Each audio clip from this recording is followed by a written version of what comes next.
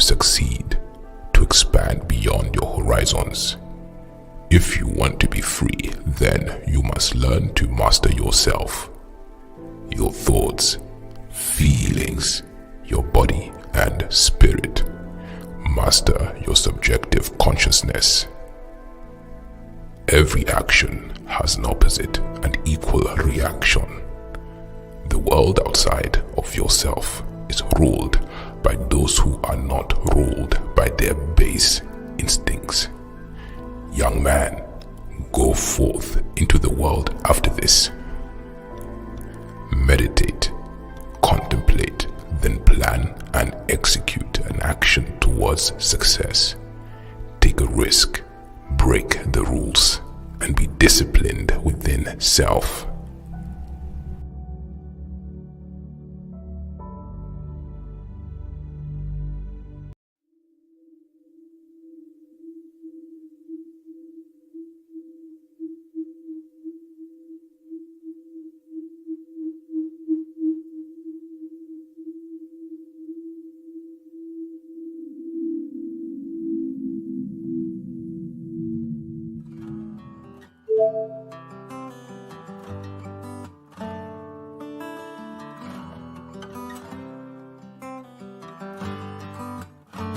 In the den of iniquity, vicinity no pretty, calamity fi hit we any moment, what's a pity? Tomorrow never certain, what dwells behind the curtain? The face of evil smirking, with the shifty eyes averting. It's not a steady bubble, that either pop or topple. Many will fall and stumble, let the dozers gather rubble. From LA to Colorado, Guinea to Burkina Faso, cannon could reach the towers and the troops will storm the castle. I say, run, run, come, make we get it.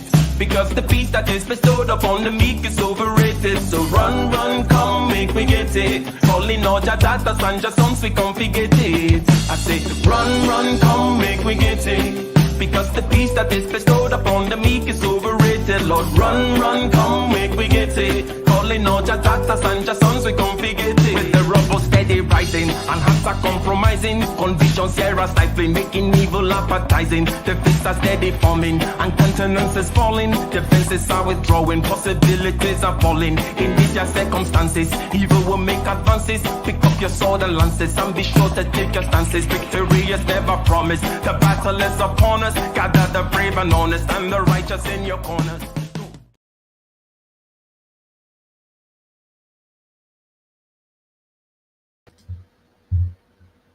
Microphone check 1 2. Microphone check 1 2. Ladies and gentlemen, welcome to another riveting episode of Case Closed. Highest level conversation on the most relevant topics. 4 p.m. Eastern Standard Time every Sunday. 4 p.m. Eastern Standard Time every Sunday, where we have an all-star panel every week. Okay, the place to be out here in these YouTube streets. As you come in, go ahead and click that like button. Share the stream. Yeah, shoot it in that WhatsApp group. If you got a YouTube channel, put it in your posts, okay? Share it on Instagram, share it on your group chats and whatnot, because today we're going to be talking about something rather important, and we have an all-star panel lined up, and even Dusty Lion Legal is here. The Dusty Lion Legal himself has decided to grace us with his presence. Let's see. So, let's start like this. First of all, Dr. Thunder, I'm coming through loud and clear, right? You wanna? Yes, very loud and clear. Very loud and clear indeed. And shout out to you, Lion Legal. How is your microphone? You want to say a word of greeting and microphone check? Hello. How's it going? I think the microphone is okay because I have a new one. So. And shout out to LAR, and Kaiser will be joining us shortly here. Okay, today we're going to be talking about colorblindness. Not a new concept. It's rather an old one. Okay, color of skin, content of character, right? All that jazz. We can use shorthand and understand where we're coming from. But recently, Coleman Hughes. Some people know him. Some people do not. Check out his podcast, Conversations with Coleman. Shout out to him. He is going to be part of the conversation today, in the sense that he was recently, Ted tried to cancel him, let's just say, now that might be a stretch, But he gave a TED talk on color blindness, and the TED staffers, right, a particular group called Black at TED, right? Shout out to them. I don't know if it's led by LAR or something, but it sounds like something that he secretly has involvement with, and we'll allow him to elaborate on that if he is not involved in Black at TED. But basically, they claim that they felt unsafe, and that Coleman is trying to take them back to the Jim Crow era with his speech on colorblindness. Coleman's speech mainly was about using class as a primary lens for solving problems on a societal level. And one way to put it is, what does John McWhorter, Ivy League professor, what does Dr. Thunder even, have in common with Tyrone Biggums? And if I were to use a societal lens, to try to catch these people in a particular net so that I can apply some treatment to them, and if I use this lens based on race, I would put Dr. Thunder, LAR, Tyrone Biggums all in the same net and try to treat them the same way. And that misses something. So basically saying, hey, maybe Tyrone's class and his crack addiction and his low income status and his family background and all those other kinds of things is the important parameter to look at, as opposed to just taking everything to be a matter of race purely. Now, I want to play something here to get us started. In other words, I just explained what Mr. Coleman Hughes' talk was about, a rather mild talk, and he got pushback from the typical corners regarding the fact that this made them feel unsafe.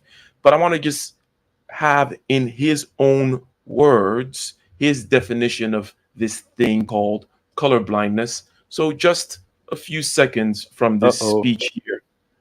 But to interpret the word colorblind so literally is to misunderstand it. Colorblind is a word like warm-hearted. It uses a physical metaphor to capture an abstract idea. To call someone warm-hearted isn't to talk about the temperature of their heart, but about the kindness of their soul. And similarly, to advocate for colorblindness is not to pretend you don't notice race.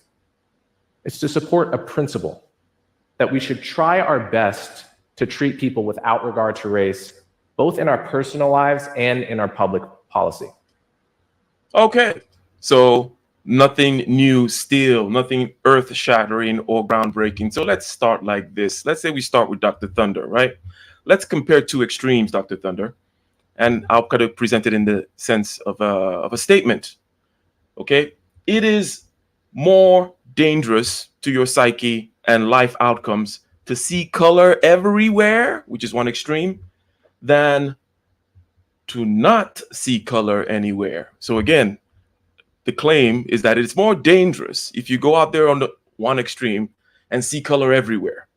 Your psyche, your life outcomes will be affected, as opposed to the other extreme, which is also naive, or which is naive, let's say, of seeing no color anywhere. What do you say to that, Dr. Thunder? Compare these two extremes, color everywhere versus no color at all. What are your thoughts? Starting with Dr. Thunder. Yeah, I think that low IQ people and maybe normies, ham and eggers, maybe are not able to, they're not able to, see certain nuance and not allow that nuance to affect general assessments that they make about people, where folks that are constantly evaluating and reevaluating their motives would be able to, through introspection, tell if they're making decisions based on a person's racial makeup as opposed to the content of their character, right? Not the color of their skin, but the content of their character.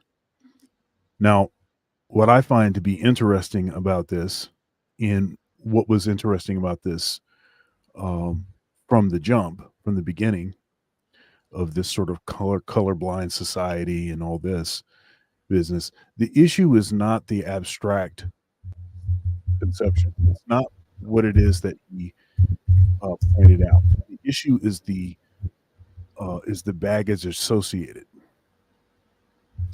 Okay, it's the stuff behind the curtain, right? So the point was this whole colorblind stuff only came up when it had to do with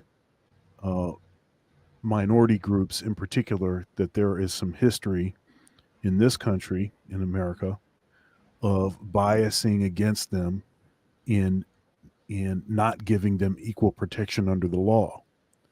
So then when those people would speak up, they would say, well, hold up, I'm colorblind. I'm colorblind society. That was really the issue. And so what's happening here is when black conservatives or black right-leaning folks, however you want to characterize them, when they say things like, supporting this idea that Coleman is supporting, people will automatically attach it to the sort of, we'll say, nefarious purpose or the initial reason for bringing that up. It's kind of like, it's sort of, I think to some folks, it sounds like what you're saying is, yeah, we did a bunch of dirt to you, but don't pay attention to that. That's in the past, that we don't do that. We're colorblind now. I'm colorblind. I don't acknowledge race. I don't, that's not the way that I am, and it's a bit disingenuous because it disarms the person with whatever gripe against the system, and it gives them there's no recourse. There's no, well then what's the topic for discussion then? How can I so I'm not allowed to mention issues with respect to race in our conversation now, but those are the issues that actually have dominated the policy. That's why we are where we are. That's why everything has developed the way that it has developed, is based on these policies. And then you also tell me stop using the race card, right? But the problem is that you're the one that put the race card in the deck, and then that's the only card you put in the deck that I have access to, and now you're going to criticize me for using it. There's a lot of, I think, disingenuous there's a lot of disingenuity, associated with the discussion. And I think that's what people pick up on. Now, that being said, I don't think that what Coleman Hughes is saying is really that he intends to, draw upon all of that baggage. He just wants to simply look at the idea as if it is separate from the context that it was developed in. And you can say that that's fine. It could be a good intellectual exercise. I think we do have to address the context by which a certain ideology is developed. So it's interesting. I know a lot of white folks. I grew up with white folks. I grew up in the country, right? And I would hear them say stuff like this colorblind thing. And I didn't take it that they were trying to disarm my conversation by disallowing topics associated with race. I saw it as they themselves were just trying to say, look, I'm trying to be a good person. I'm not trying to, be biased against you because you look different than I do. Okay. But when you elevate this to a sort of systemic and political level where people actually have power, that's when I think you have to acknowledge the context by which where the concept came from, or else you risk further alienating and disarming a segment of the population that, a segment of the population. I'll leave it there. Go ahead. All right. Shout out to Dottie Gal, Dottie Gal, Dottie Girl, Dottie Gal. Them. Shout out to you for the usual £5. Thank you very much. I don't have any sound effects, not really, but maybe Dr. Thunder can give us a scanty round of applause or something of that nature from the good old. Yeah, unfortunately, I'm not set up for that. Yeah, but all yay, good. Yay! Thank you very much. And shout out to One Man Went to Mo. We're getting lots of donations from across the pond, showing you Americans how it is done. What's up? I don't see no dollars on the table, calling me the lazy Ute. Thank you very much for the £2 indeed. So, Dr. Thunder, we will circle back to the Tyrone Biggums aspect. In other words, the systemic solutions. Does it make sense from a systemic level to really look at things in terms of race and put John McWhorter and Tyrone Biggums in the same category, along with Dr. Thunder and everybody else? Or do we skip a step and go directly to the class thing? Do we have to go this intermediate step of rectifying it from a racial lens? We'll get there. But Kaizo, shout out to you. You just came in. Let's check your microphone because I know that things have been strange with you lately. Masha MFN Allah. Okay, so I had asked Dr. Thunder a question about what exactly is more dangerous to your psyche and life outcomes, to see color everywhere or to see color nowhere. And I think I know where he landed, in the sense that, hey, it is best not to be a low IQ ham and egger that doesn't know how to parse these things. And if you go around, seeing color everywhere in that way, it'll be damaging to you. And then he went further to say some other things. But Kaizo, it seems like damned if you do, damned if you don't. What's the white man to do here? Hey, he says, I see color. And you say, hey, damn you. He says, I don't see color. You say, hey, damn you. What are your thoughts? What are your initial thoughts as we get this conversation going, Kaizo? Yeah, shout out to you, man. So I think generally, when you're looking at this whole colorblind society and is it good, is it bad? I think ultimately it's a double-edged sword against Dwight Man, right? Because at the end of the day, Dwight Man doesn't live the so-called experiences of Afro-descended people or colored people, however you want to look at it. So that means whenever you create these terms for him or her, they just want to make it clear that, hey, listen, what do you want us to do? And we say what we want, but then we say afterwards, no, colorblind is not enough. No, it's actually racist because now you're ignoring our unique experiences and struggles. So we have to be very specific. I think it's an issue of lack of clarity. Now, it could be a lack of clarity on purpose, by definition, because we don't want to specify things. But I think ultimately Dwight Man doesn't know what we want, because if it's colorblind, well, he's missing out the unique experiences, and therefore it's racist. If he sees color, well, then because he's the majority and he's part of the, let's say, higher caste in the system that he's created, then it's racist. So ultimately, I think we need to regroup and specify exactly what we mean by these terms, what we actually want. Now, that's if there is something that we want. With regards to this specificity, and perhaps you could just say a word here on this idea that I was saying that we'll get around back to, which is this pendulum idea. Basically, hey, you started, according to Dr. Thunder, this whole race thing. You put the race card in the deck. This is the only card that's available to me. And if the pendulum is to swing the other way in order to rectify things, we have to swing it in the other way racially, not to go the third step, right? Which is then to say, oh, let's just remove race and then get to the class thing. Abstractly, conceptually, what do you think about this? Is it a good thing to go swing racially the other way, or to say, hey, I see the end of this road, and the end of this road is where it's a class thing rather than a race thing, and let's just get there. Who knows the dangerous things that may happen if we swing it racially?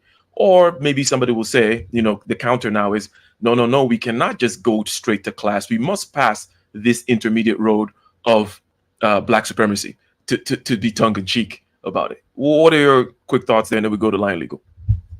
Yeah, so my personal thoughts here is that you can't conflate race and class at this timeline that we're in right now. We haven't reached a point whereby we become homogeneous enough that race is no longer relevant.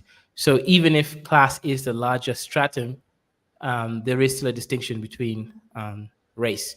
So I think that aspect of things, because at the end of the day, we are humans, right? We have FE. We want to feel as though our culture or those who represent us are also at equal lengths to the upper caste society. So when it comes to, America has not become colorblind yet. You only become colorblind until we've mixed everyone up, and there really is no real distinction between Americans from different ethnic backgrounds. Until then, there will be a racial class stratum, and of course, with the Black Americans, they do suffer in the sense that they come from a racial, an inferior racial class from Africa. So that isn't going to be removed anytime soon, right? So when Africa is doing well, then perhaps, but until then, there will always be a subdivision between the class and race. Good. So, and I de facto tend to agree with that in the sense that I don't think you can skip steps in history. Shout out to Karl Marx, shout out to Hegel. Even if you try to do this thing that Coleman says, which I think Dr. Thunder referred to accurately as an ideal, let's look abstractly at this idea of not judging people based on their color, but de facto, you're not just going to cross that bridge. You gotta get into the water of sorting out racially these things. Now, LAR, I'm going to ask the same question, right? And it's not really a question, it's a statement, or maybe I could say it's true or false. It is more damaging to your psyche and life outcomes, LAR, if you go around looking and seeing color everywhere, right, than the other naive person who doesn't see color anywhere. Perhaps he's more at peace. Perhaps he's more likely to not misjudge some mistreatment based on race and then ruin his life chances and have to pay extra money at the psychiatrist or something like that. What are your thoughts about this dichotomy here? One extreme, you see race everywhere. The other extreme, you don't see race anywhere. None of them are, shall we say, wise. But what are your thoughts about what I'm trying to paint here? Before I start, I gotta ask something that I think I already know. Is Coleman Cruz or Coleman? Is it Coleman Cruz Hughes? Coleman Hughes. So is that the Puerto Rican guy who went to the Capitol Hill he was talking against racism or reparations rather? And then they had the video of him. I don't know if it's Rican, but on the he subway in his underwear. I don't know if it's Puerto Rican, but he did debate against some correct. Black He's half Jamaican and he's out there in those islands somewhere. Go ahead. That's I was like, okay, this isn't the guy who should be speaking on color for. You know what? That's the bigger issue. But you see color because you have eyesight. That's what you're supposed to do in life. You're supposed to observe your surroundings and observe the patterns in your surroundings and use common sense. So if you take that away from yourself, that's just a dumb thing to do. You wouldn't go in any other. The idea that you will go into a society and say, I don't see things in this society, to me is silly. Whether they be positive or negative. You wouldn't walk into the jungle and say, I don't see tigers. I don't see it doesn't make sense. I don't see crocodiles. I don't see anything. No. You have to see what's going on around you. You need to know your surroundings. You need to know the people in your surroundings. You need to know where they're from, what they do. Everybody has different cultures. It's just being informed. But this guy, he has an agenda. Because I'm pretty sure that his not seeing color had nothing to do with the Hispanic community. Okay, so LAR, let me ask you this question because there was pushback from this Black at TED, which so far you have not said that you're not part of, and it seems that you hold their views with regards to saying the unsafe and let's not release the speech. What are your thoughts regarding being damaged by hearing an idea that you disagree with? Right? Can you maybe from a political stance, from a position of saying, hey, this is a known quantity. This is a particular guy. I know where he's getting at. Even though he's saying something which is old, you can refer to Martin Luther King saying the same kinds of things. But hey, I'm not going to allow him to get a political edge, right? That might be a way of steel manning their position. Or maybe they do feel genuine hurt, which for me, that's just crazy. But what is your idea, or what do you have to say about being upset and feeling unsafe on this kind of a mild speech, LAR? I don't want to say I'm upset, but let me just make a hypothetical. You're from Nigeria, Kaizo, you're from Kenya, right? Am I correct? Yep, correct. Yeah, Kaiser's okay. By the way, I don't know if you need to move closer to your mic or something, but it's both roomy and low in volume and such. But yes, Kaiser is from Kenya. Go ahead. Okay. Is this a little bit better? Yeah. Just project a little. Yeah. Okay. The thing is this: if Kaizo was going to speak to the world about Nigeria in front of Europe, I'm pretty sure you would have an issue with that. You see what I'm saying? Or if you were to go to Europe and speak for the situation of Kenyans, I'm pretty sure Kaizo would have an issue with that. It's not what's being said, it's who's doing it. It's the irony of it. It is I don't see color in itself. It's a double entendre. He's there representing something that he's not, speaking for something that doesn't have to exist. He doesn't have to see color because he's trying to speak for a color, quote unquote, that he says he wasn't a part of. So that becomes a problem. That's the same thing with other people. Well, I don't see your color. Well, okay, that's fine if you colorblind, but I don't need you to speak for me and tell me who I am because of what you see and don't see. It's just simple. I got a dog. I'm not gonna see my dog as a cat because it makes me feel better. Makes no sense. Okay. I like it. Let's continue with Lion Legal. Again, we're reacting to both Coleman and the definition of color blindness, the reaction to his speech by Black at TED, who wanted not to have the speech. And for this, there are some conspiracy theories regarding the low views that it has regarding it being suppressed. But the statement I put on the table is, hey, it's worse for your psyche if you go around seeing color everywhere than if you go around seeing color nowhere. Neither is ideal. What are your thoughts, Lion Legal? I think that's an interesting question. The fact of the matter is that one would have to look at the context around which this color blindness is being applied.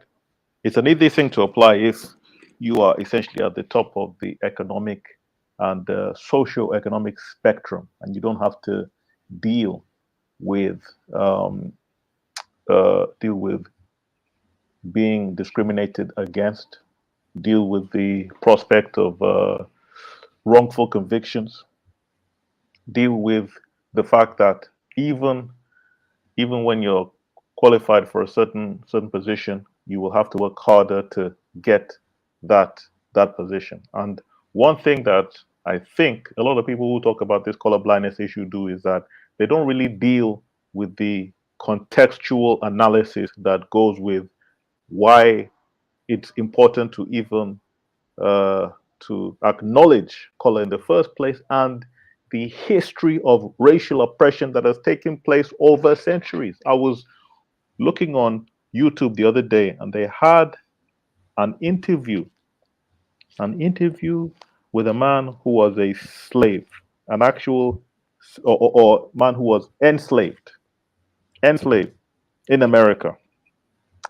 And on that in that interview, the thumbnail there had a picture of his face. And if you saw the sheer pain, degradation, despondency, how sad he looked, it was terrible. It was terrible. And that is just a snapshot in time.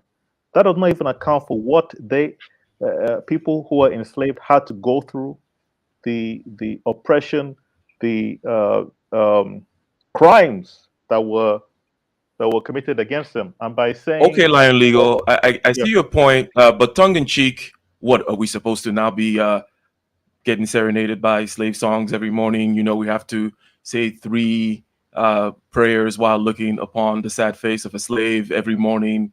This acknowledging of the racial past, which is a rather vague thing to say, and I know that there is context to it. There are perhaps practical and pragmatic, programmatic aspects, but it's rather vague to say that somebody has not acknowledged, somebody has not had the conversation, somebody has not really grappled with.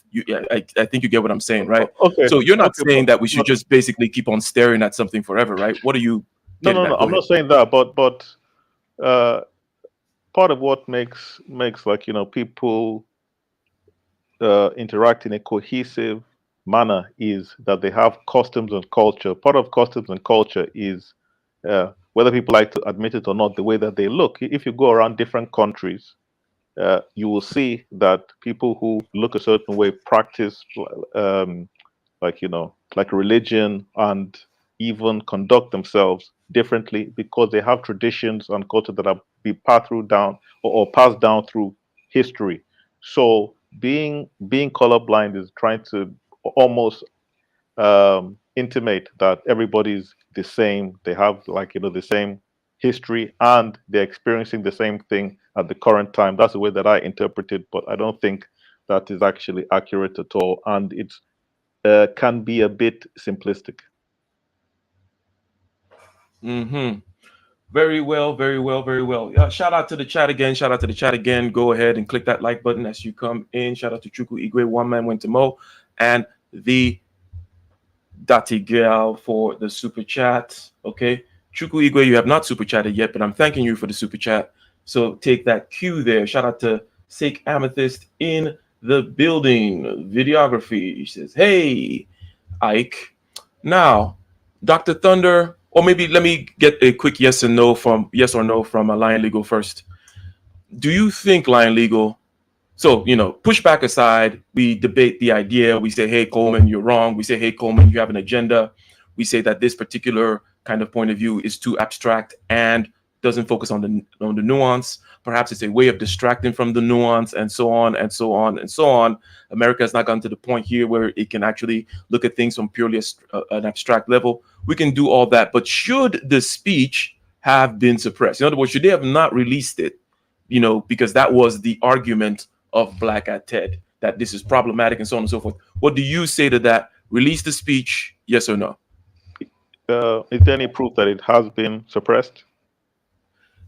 Yes, there's a lot of proof. Okay. In other words, there's proof of the back and forth.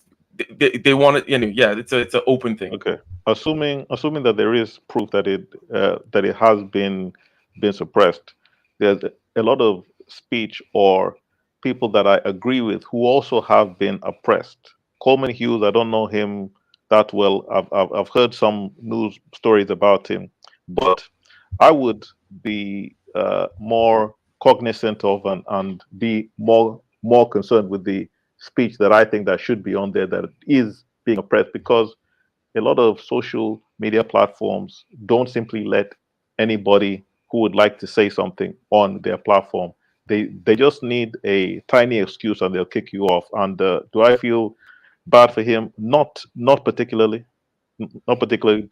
But the last thing I'll say is that it's either they let everybody on, like, you know, with not liberal in the sense of political spectrum, but it's either they take a liberal approach to the idea of free speech and have a lot of people on who may have views that are objectionable, or they're essentially doing what they can now, which is kicking people off that they don't like. So that is the way social media is, unfortunately.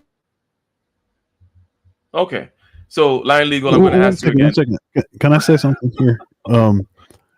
Go ahead. So, Lion Legal, Yes. your response is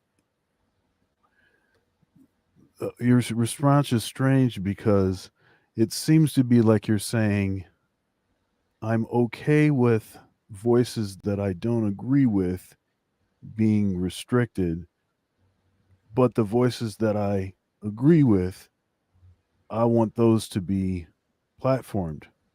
That's incorrect. Um, I didn't say that, but I can explain what I that's what it said. sounds like. I said no, no. Okay, Well. I can tell you what the point actually was.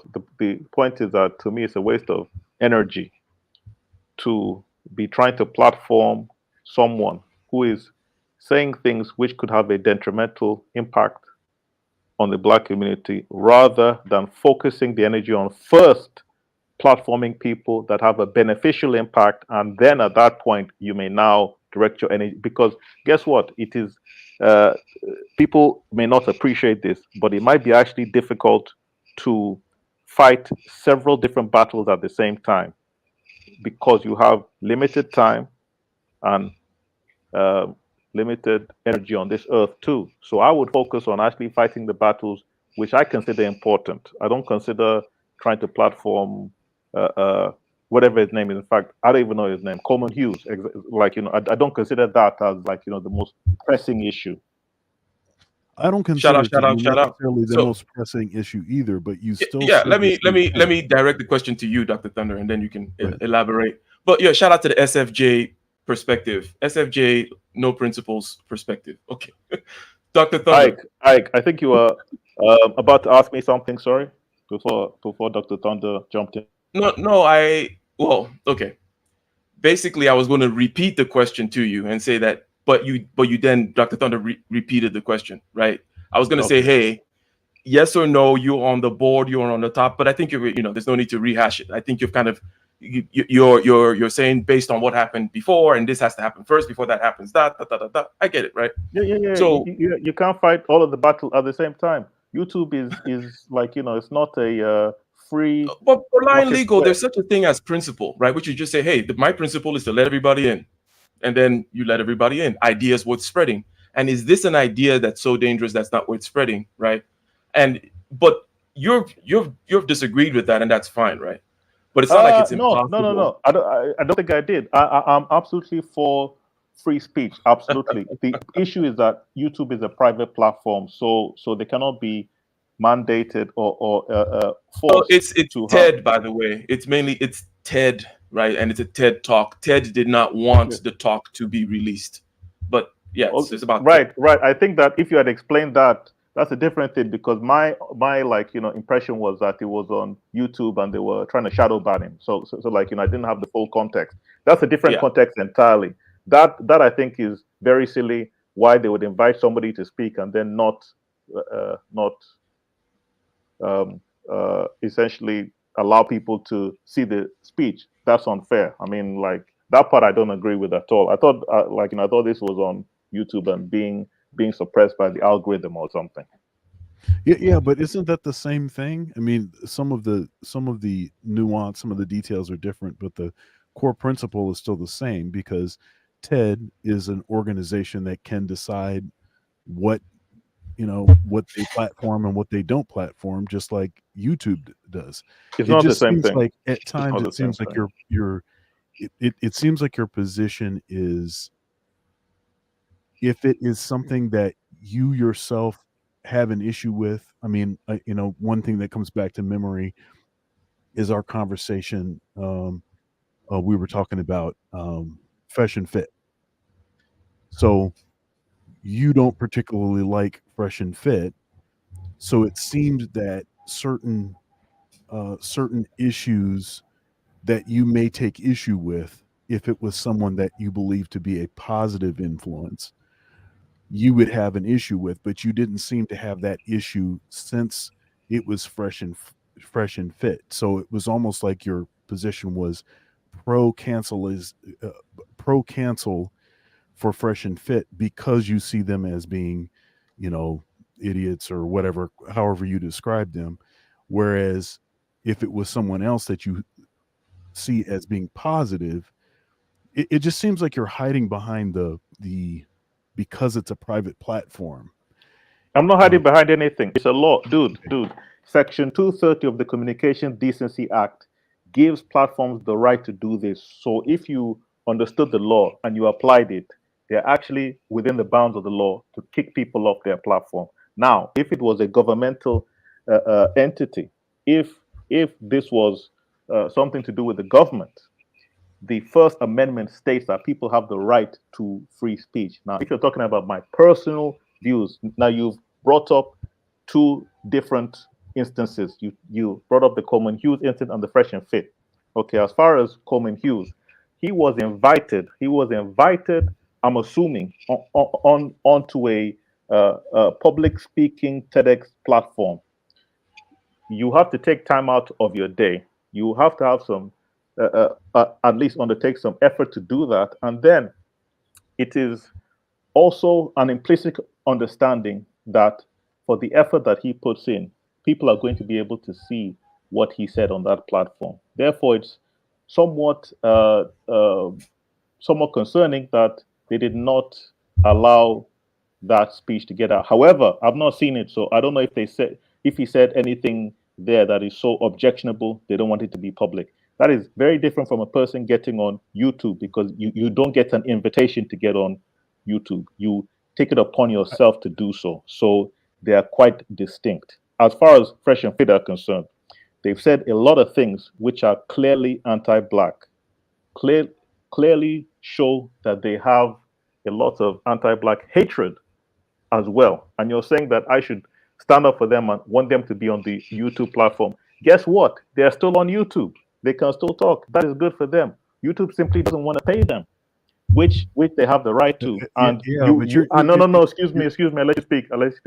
And you can't force you can't force me to want to support Fresh and Fit and to be upset that they have been demonetized. No, that does not make any sense. If you put on a KKK hood and you're making fun of Black coat, like, how the hell am I supposed to say, oh, that's okay, it's just free speech, do what you want? Like, dude. Okay. I think we get the point, sir. NTs and SFs. Shout out to Dr. Thunder. This is a loop you've probably seen before. There is no such resolution to this loop.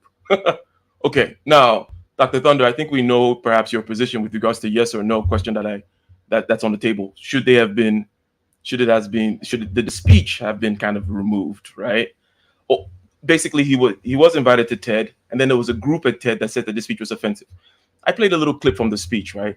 And basically, that's the manner that the speech continues in. Basically saying, hey, how about if we looked at class? Imagine your best friend. When you think about the things that make him your best friend, you don't think about his race, right? You think about the inner characteristics and these types of things. That's what the speech was basically saying. But they say, hey, no, this guy is out here trying to take us back to some other period and such. So the general principle here is about this idea of speech being harmful, right? Speech being harmful, and what I'm going to call ideological capture. Okay, what is your answer, and what do you think that TED should have done, and how can TED protect its mission from being overtaken from the bottom up by people who say, hey, I'm an employee at TED, I am Black, and I feel unsafe when somebody has this particular idea, even though I can argue against them? What is your thought, Dr. Thunder? Okay, so if you're invited or not,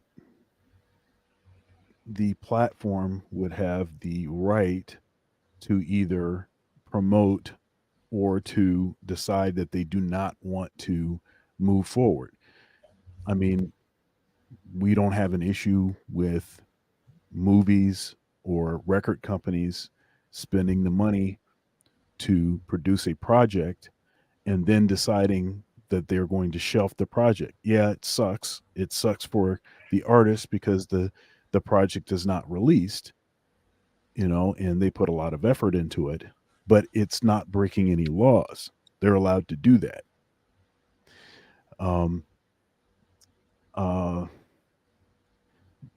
Now, with respect to different kinds of speech, is there such a thing as hate speech? Okay, now we know we have created this legal category now for speech that is considered to be beyond a particular, bounds. Now we can agree that if you stand up in a movie theater and you say fire, and then a bunch of people are trampled to death, we see that there's an issue there. But with respect to certain ideas and perspectives that you may not like, we shouldn't be able to simply categorize them as hate speech, and then therefore now there's a special category of things that we can apply to it. And that, I would argue, primarily should be protected by the government. People have the right to say what they want to say, how they want to say it, in whatever language they want to use to say that. If it is, if it's popular speech, if it's inconvenient speech, if it is pointing out issues with respect to racial hypocrisy, if it is pointing out issues with respect to,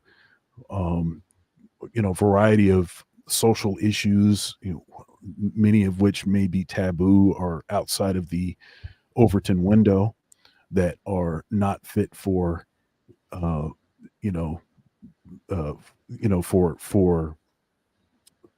be spoken or whatever, or not considered appropriate for the public square.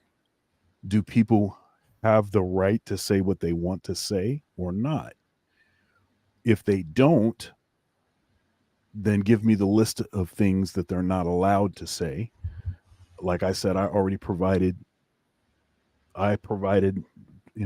one particular thing. But if we're going to say we have free speech, then we ought to have free speech.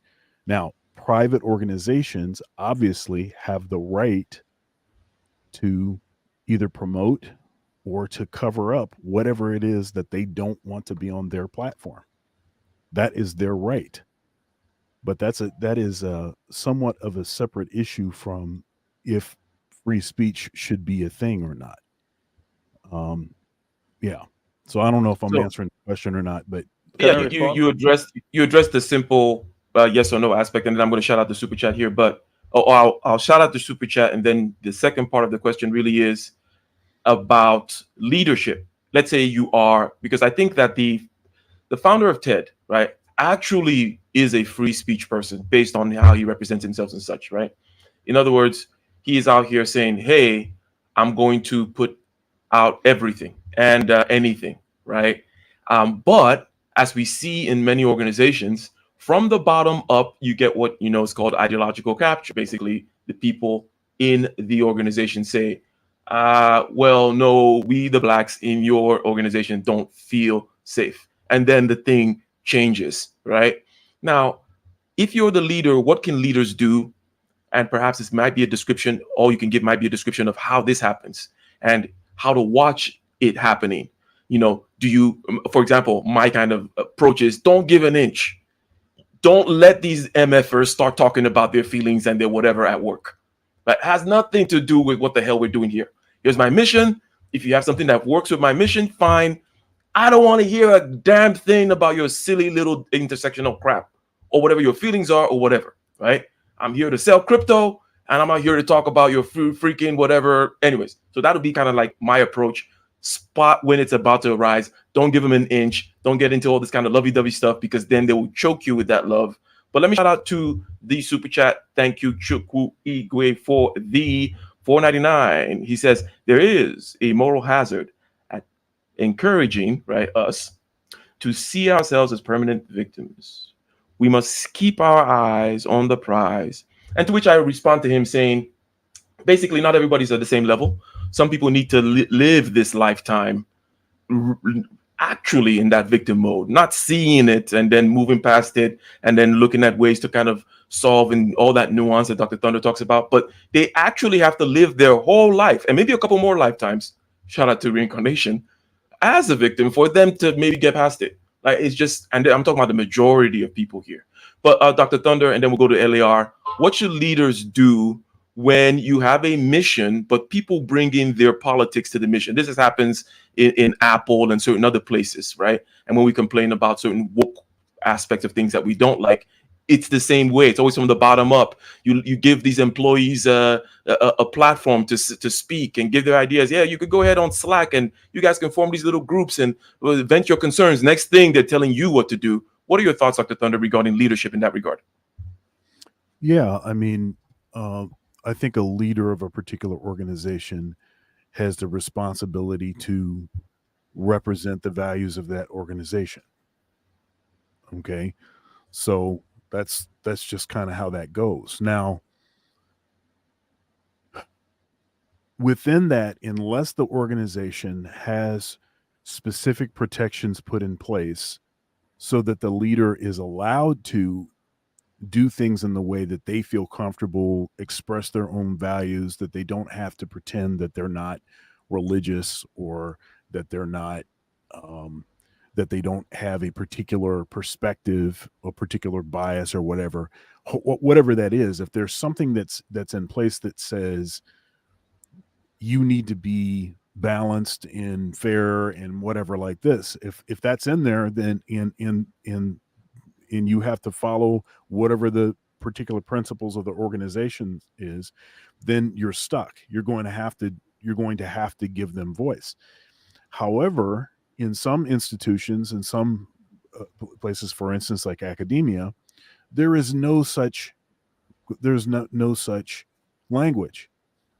In particular, if you are tenured, the idea is that whatever your perspective is, you're allowed to hold that perspective and express that perspective without the fear of being fired or, deplatformed or taken out of a particular leadership position because you have a personal, private perspective on something that you haven't even expressed in the academy, but something that may be on your own platform, maybe something in your own house of worship that you believe and you express, that somehow you're not allowed to have those perspectives because it's risky for the institution. No, that would be against their own code, their own policy. So there's a fine line, and organizations do have the right to impose their will on you. If there is no such language to protect your individual beliefs, rights, values, whatever, they can just say, hey, we're getting rid of you because the new thing is this, and you have shown that you're not for that. So we're getting rid of you. Or, they can put pressure on you and say, hey, these grumbling voices that we're hearing, this is the new flavor of the month. And it seems like you're resistant to this flavor of the month. So, you either deal with it, bend the knee, or you get out of here. So it's, and a lot of dirty politics and stuff is played everywhere, but it's just, yeah. All right. Shout out to you. So Kaizo, we're going to go to you next here. Okay. So the idea is you have a mission, and it might not even be a mission within the space of, let's say, publishing talks. TED, ideas worth spreading. And you say, hey, all ideas are welcome. When TED first started, as a matter of fact, it was rather diverse and interesting. Now it's the same silly crap, right? It went down in quality, like noticeably at some point. By quality, I just mean it just became mid, became lukewarm, blah, like a silly 100 level sociology textbook. And then also it started becoming more and more woke, whereby you're not going to get a pro-coal speech. It's going to be only the pro types of energy technology. And it's just more interesting to hear from a pro-coal person, let's say, right, than not. So with regards to leadership, Kaizo, how should a leader avoid this kind of thing, right? Ideological capture. Go ahead.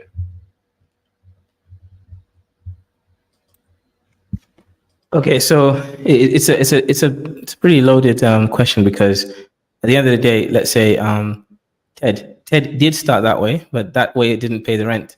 So ultimately, you have to look at the YouTube analytics, as well as other, let's say, companies that they're sharing their videos through, and also the sort of people that tend to fund them would be more, let's say, liberal. So if you're out there and then you're coming across, or rather against, an idea that they've been cooking for a while, it's not going to work. So I think ultimately there is an aspect of the market.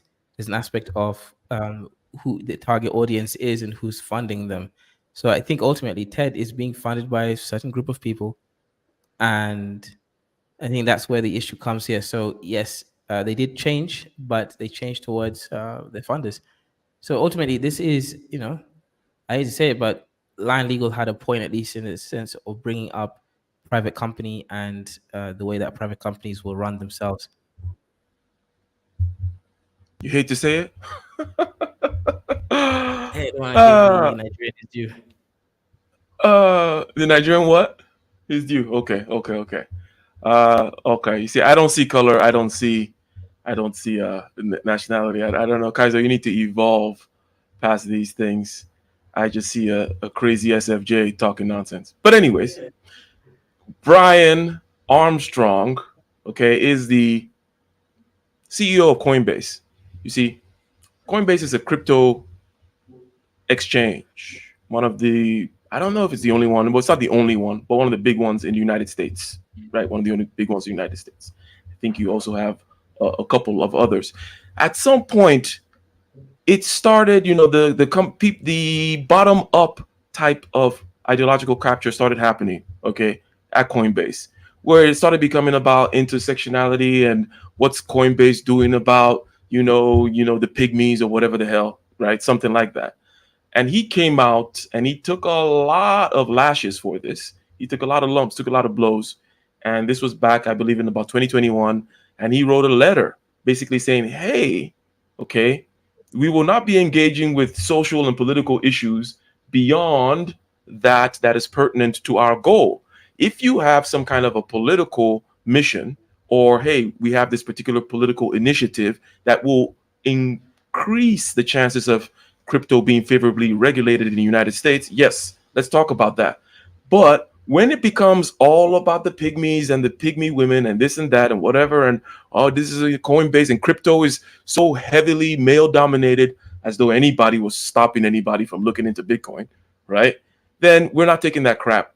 He actually did that. A lot of people resigned, okay? Similar to the Twitter thing.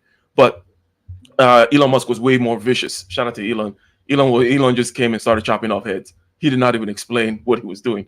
But so this is an example of what needs to be done. So Kaizo, in this regard, when it is not about your, for example, you mentioned TED, right? And TED is in that murky waters of, rather non-objective BS that happens, and then you're going to get funding based on some particular political agenda. But if you are Apple making iPhones, or you're a crypto exchange, okay, what do you think about this guy's approach of saying, hey, look, beyond the mission of this company, I don't want to hear what the hell you got to think, Mr. Employee.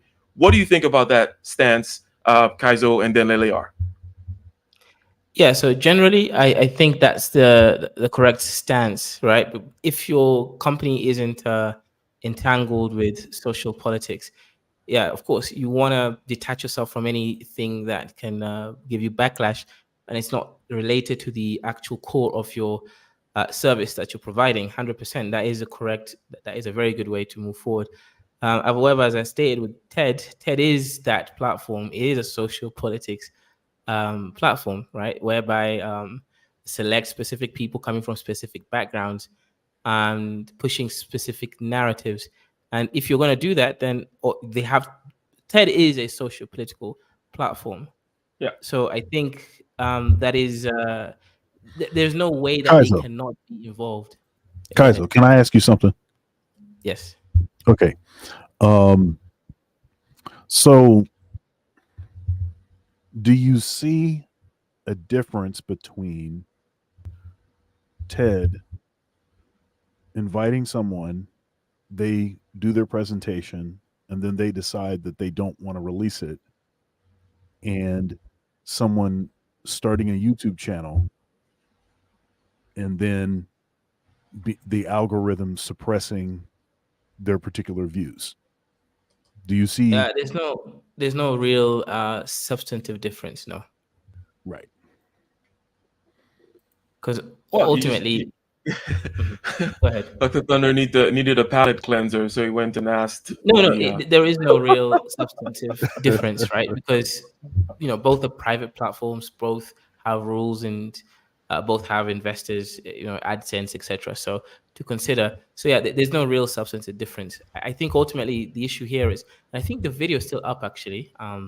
You can see it on multiple channels that Coleman Hughes actually made. So I think the backlash made them realize, well, we're losing more by not releasing it than so-called releasing it. So ultimately, it's this, right? Coleman Hughes comes from a very sort of non-narrative based thinking framework, and I think that definitely hurts them, right? It hurts the whole idea that Ted actually wants to push a narrative, an agenda.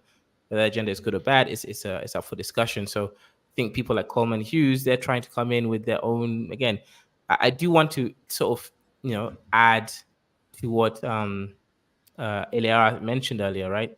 You have a lot of these tethers and half tethers, who don't have skin in the game, also being spokespeople. Because I did watch the video on him, debating Ta-Nehisi Coates on reparations, and in general, there's a point to the whole narrative thing, right?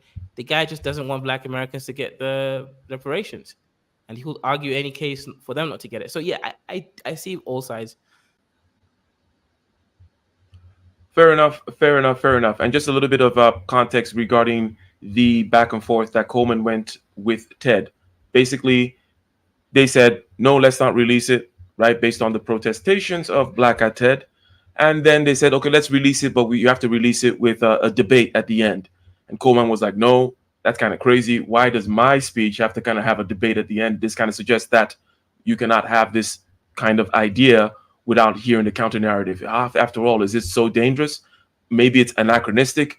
Maybe it's wrong-headed and autistic, right? Which is basically what you're saying, Kaiser, when you say non-narrative, right? A non-narrative way of thinking is going to land wrongly with 99% of people. And yes, I mean 99% of people. 99% of people need to see a narrative. They need to see an angle. They need to something. No one just wants to float on an abstract plane. By no one, I mean 99% of people float on an abstract plane talking about ideas and ideals and such, partly because they can't discriminate, partly because it offends their sensibilities, and so on and so on and so on, partly because they think that you can be used politically against their particular ends and whatnot. But Mr. LAR, what do you think about this Coinbase CEO and his approach, right? So forget TED, let's raise it up a level. It's any company doing anything. Should you, Mr. LAR, as a leader of an organization, allow political discourse and then political groups start forming within your organization? They start wanting to have a share in the quarterly meetings to suggest ideas, how to make things more equitable and whatnot. Or should you be like, hey, we're here to sell gold bars. If you got something that'll help us to sell gold bars, that's it. Everything else, you can talk about it with those people who care to hear about your stuff. Don't use my platform, right, as a way of dispersing your political. This is not a political organ. This is a place where we sell gold bars. So keep your S over there. What do you think about that approach, LAR? Yeah, I think they should leave that alone. I think he was right. Like, certain businesses can get into politics without a problem, and certain businesses say, okay, we're hands off with this. In crypto, you can understand it, because crypto has been getting attacked by the SEC for how long? So do I want my employees using my company name to say something political and it might come back to smack me around on the back end? No, I do not. But I will say this: where companies really mess up with stuff like this is if their employees are off the clock and they make political views, and then all of a sudden you see them on social media or something, and you say, I'm firing you for what you said. Then it's like, no. You said do this stuff when I'm off of work. I'm off of work. I can say whatever I want. I'm off the clock. I didn't say this at work. I didn't say this with my work badge on or the uniform on. I said this here. This has nothing to do with the employment there. So, a lot of times you see these businesses, they try to have it both ways. And I think that's why people try to make a workplace a social justice warrior place, because they already know if I leave here and say this, I'm probably going to get fired, even though I'm following their rules. So that's what I think. Interesting. So, and the question, LAR, should the talk have stayed up, right? You probably didn't see the talk, but trust me, that little 1 minute section that I played of it is kind of like the flavor of the whole thing. And you've probably seen Coleman before. He's not, no matter what you think his motives are, he's not out there throwing some kind of crazy bombs, right? He's just saying abstractly that, hey, we should look at things primarily from class and not race. And hey, isn't it better if we didn't see color as an ideal? It's not like I'm saying you don't see color, but hey, why should we be pushing for this kind of a color thing? Is that no more trouble than it's worth? So you might disagree with that, but what do you think about the group Black at TED and them saying specifically that they felt unsafe, right? Because okay, what do you think about that whole thing? It was unsafe, it's upsetting, let's not release it. Upsetting, yes. Unsafe, no. But the thing about it is, if you release it, that's TED Talks' business. But at least put a caveat about who this guy actually is. Say, okay, this guy isn't actually, if he's talking on a race, just understand his history is undermining Black Americans, which he is not. So at least don't take this TED Talk about color and race and not seeing color and put it on Black America, because he doesn't identify as Black America. He identifies as Puerto Rican. So put that in that group. You get what I'm saying? Which they're not going to do. But I think that's why people are like, no, scrap that, because 5, 10, 20 years from now, people are going to see this guy and say he's a Black dude talking about Black issues, blah, blah, blah. And they're not going to know his history. You get what I mean? So I think now people are getting, because of social media, people are getting really more,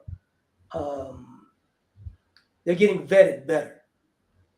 Because we would just take a person for face value, like, oh, they're talking on this and that, and it's like, that person has an agenda. May be personal or political, and his agenda may be a bit of both. So it's like, at least give a fair warning to who you're dealing with at the time.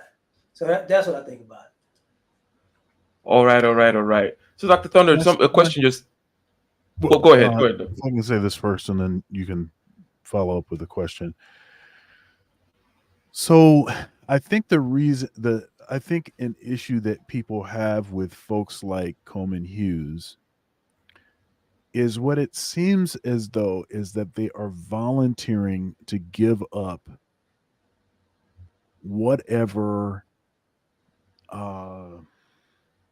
advantage that they have. Now we don't ask anybody else to give up their advantage.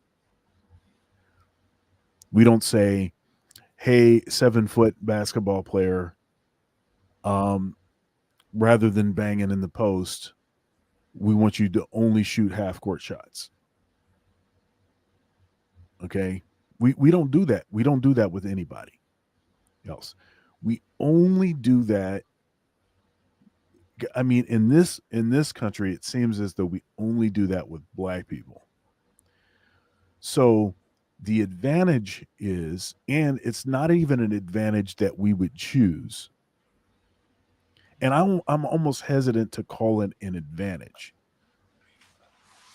It's like the only thing that we have that we can use that can produce any sort of leverage.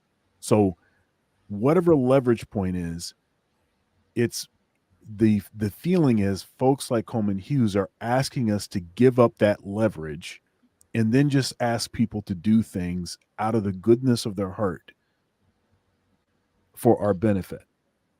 It'll be okay. What were you going to say? Let me interject by saying this. Sorry about that, but I think Coleman Hughes is a part of a bigger problem that you're seeing politically. Sure. You know, you're seeing people, Coleman Hughes, Candace Owens. I think he was a Nigerian guy who I think in Arizona or something. I forgot the lady's name in academia. You're seeing people.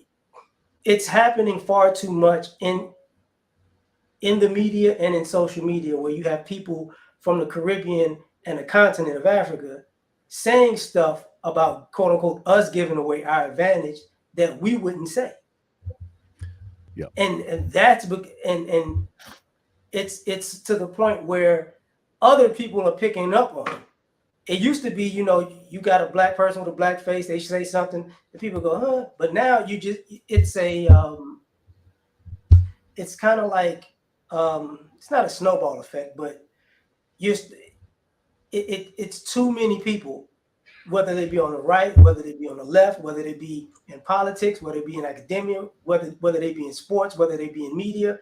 And it's like, wait, time out. Like, why are groups of people speaking for another group of people as if they're that group of people? And it's always at the detriment of us. Yep. That's becoming apparent, you know. So I think that's part of the issue. Yeah, it's like give up your leverage, and then out of the goodness of our hearts, we will do something for you. And the thing is that of course we know that they don't do anything. They consistently don't do anything. Or they make the situation worse. They take things back away. This is my opinion of this reparations business. Why would anyone argue? See, this makes me, and I, as a general rule, do not question people's motives. I try to just look at the arguments that they're making, and then I will disagree with whatever their arguments are. I don't need to know what their motives are. I'm never going to know that anyway, right?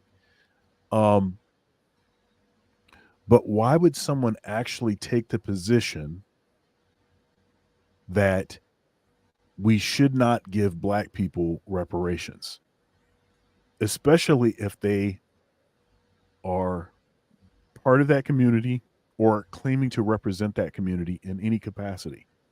Why would you make that argument? Because what you're doing is you're giving up whatever leverage that community has. And then you're saying, and making up even bogus arguments. I love the one of the arguments that just it's very strange to me that people find this convincing, because we wouldn't find this argument convincing in any other sense, right? The argument is we shouldn't give black people the money because they waste money. Okay? That's basically the argument. Don't give it to them because they're not financially shrewd. Don't give it to them because they have poor financial discipline. That's the argument. Now, we would not fall for this argument in any other scenario. We would say this is owed. This is a matter of what is right. It's not a matter of anything else. It's a matter of what is right. They'll even use the argument that if we give them the money, then that will be actually worse for their community. Who are you to decide what is going to be worse for their community? And it's those arguments made from the perspective of we really care about them, So that's why we're not going to give them the money. It's amazing to me that that line of argumentation is effective at all. I hear people repeat that over and over as if that means anything. See, the argument is really should just be a simple, almost a math equation. Okay, 40 acres and a mule, you didn't do it. You have done X, Y, and Z that has worked specifically against that community. Okay, here's the dollar amount. That, I mean, it should be just very simple, very simple. But we allow these Dr. Thunder, it should be, however, so let's say we went to a different end where maybe low-level arguments are not given. Let's say we look at Glenn Lowry's general thrust with regards to reparations. He gets past he makes that argument, which I'm always surprised that he makes some of those arguments. Okay, so after the simple math equation of is it owed, yes or no, you say yes, and then there is the political argument, which is what, and I don't think the political argument is actually yeah, my personal view is the political argument should not be gotten into. Like, what the only part of Glenn's argument that I kind of listen to is when he gets into the politics. That it's politically untenable and politically destructive, right? Which I'm like, okay, well, says, you know, well, let's let it play out, I would say, right? Let it play out, right? Let the whole, if you think this is going to be that destructive to the nation, let's see. I don't think it's an empirical fact. It's a conjecture on your part that this thing will completely tear us apart and such and such and such. But that's the only, yeah. And it's a convenient conjecture. It's convenient because it underlies what it is that what it is that his desired outcome is, right? So it would be different if it was conjecture and it just and it was going against his, you know, his perspective, what it is that he wants to see happen. But it's always the same thing. And I just used the reparations thing to underline this point. It's not just reparations. It's all of these other perspectives and arguments that seem to take the leverage that we might actually have in, they just basically as some sort of acts of humility in contrition or something. I don't even know what the context is. Just to, here, you just take, hey, you take my swords, you take my guns, you take it because you know better than I. And I'm sorry, there's nothing there's nothing in human history that would support that somebody should give up their leverage like that. But we're expected to just give our leverage up and act like it's a good thing. It's not a good thing. It's the dumbest thing on earth. Why would you do that? Do not give up your leverage. Never give up your leverage. Speaking of a deal, the art of the deal, and leverage, and black people and money. Shout out to Donald Trump. Okay, he was recently found guilty of fraud. Okay, you heard that? You heard that, Chuku? You heard that in the chat? New York, right? In New York, he's been found guilty of fraud. I'm going to read a section of this, but I'm going to give some just the general background, basically that he has defrauded banks and insurers by inflating his wealth and the value of certain assets in order to get loans. So you're trying to get a loan, sir, and you say, hey, my car here is worth like $60,000, but it's only really worth $20,000. So you get the loan. Now, this is not saying that he's not paying back the loans or he's in default or some of these loans have actually been paid back, but it's about falsifying documents in your accounting that says, hey, my penthouse is 60 billion square feet when it actually isn't. And if you slap on the Trump brand to my penthouse, it takes it up 10,000%, right? How do I evaluate what a brand is and such and such and such? Now, I'm sure even someone as squeaky clean as Mitt Romney could be found to be doing these types of things because it's just the nature of the game. of course, you're going to do things that give you advantage in that regard and take advantage of gray areas when it comes to estimating and what's the resale value of this? Who knows, right? But basically, Trump, in a series of statements, okay, railed against the decision, calling it un-American, okay, and part of this ongoing witch hunt and whatnot. But basically, in New York, a judge ruled that Donald Trump committed fraud for years while building his real estate empire, right? That catapulted him to fame and the White House. And he ordered some of the former president's companies removed from his control. It might lead to him losing some buildings and whatnot in New York, okay? So Judge Arthur Engeron ruled in a civil lawsuit brought by New York attorney Letitia James, found that Trump and his company deceived banks, insurers, and others by massively overvaluing his assets, exaggerating his net worth, and paperwork used in making deals and securing loans. Again, not about the repayment of the loans, but getting the loans in the first place, getting fat insurance in the first place, and whatnot. Now, this is the kind of thing that happens to you when you make too much noise. And this is not some kind. I'm not doing some Alex Jones conspiracy thing. I just think it's worth mentioning that when you do things like this, as I'm sure most people do to various degrees, right? Including to the IRS every year, right? LAR. But when you do things like this, you got to make sure that you don't start causing a ruckus somewhere else. And even if you were to do it, make sure that it's not so crazy that when you do get kind of caught up on it and you do an audit, it's not going to be so ridiculous as you doubling the size of your penthouse. It does call to question, though, like did the banks just believe whatever he said? Or, what's going on here? But let's start with Kaiser, right? What do you think about this ruling? Do you think that it's politically motivated? Do you agree with Trump? And what is to be learned here, right? Shout out to Trump. He's not been, he hasn't appeared in both debates that the Republicans have done. He's busy getting found guilty in all kinds of places. What to say about this, Kaiser, regarding what's to be learned? Is it politically motivated? And or is it just basic common practice? What's the complicity of banks here and whatnot? Just a general comment, Kaiser.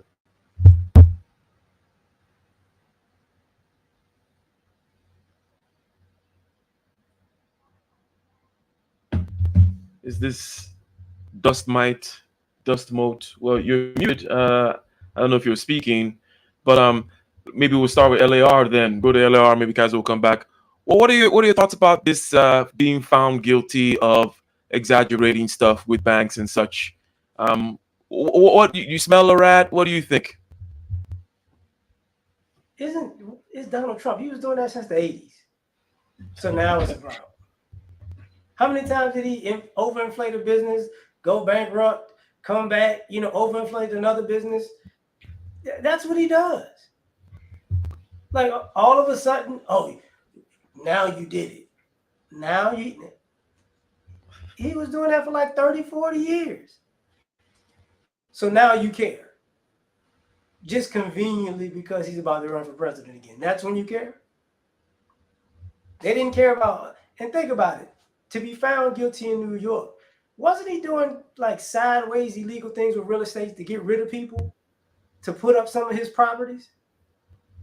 So that didn't matter. When he had the people invested in him and he went bankrupt and they lost their money, but he kept a bunch, that didn't matter. So it's to the point where did they not make like biopics about him doing stuff like this and documentaries about him doing stuff like this and exposés about him doing stuff like this before he became president? Even before he did the show with You're Fired, The Apprentice. So, come on, man. I'm not. If you're gonna say he's a criminal and he got away with crime, I gotta say,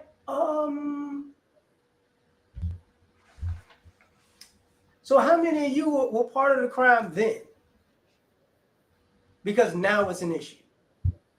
It doesn't make sense. Indeed. This is standard operating procedure, by the way.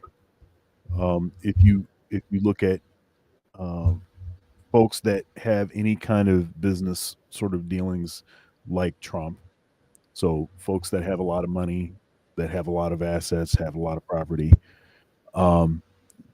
it's very likely that you're going to be able to find instances of inflating value. And the thing is, sorry, Dr. Tono, just 1 second here, because as you mentioned this, right? As you mentioned this, I'm in Ghana right now, right? And I'm getting deep into this agribusiness stuff, right? Getting acres and acres of land over here and there and the other place. And as we speak, in the documents, there are certain things I cannot write. Oh, is it 20 or is it 25? Well, you can't say it's 25 because this person already said this, and it will affect that other document over there, and this person will be mad because of their cut over there, right?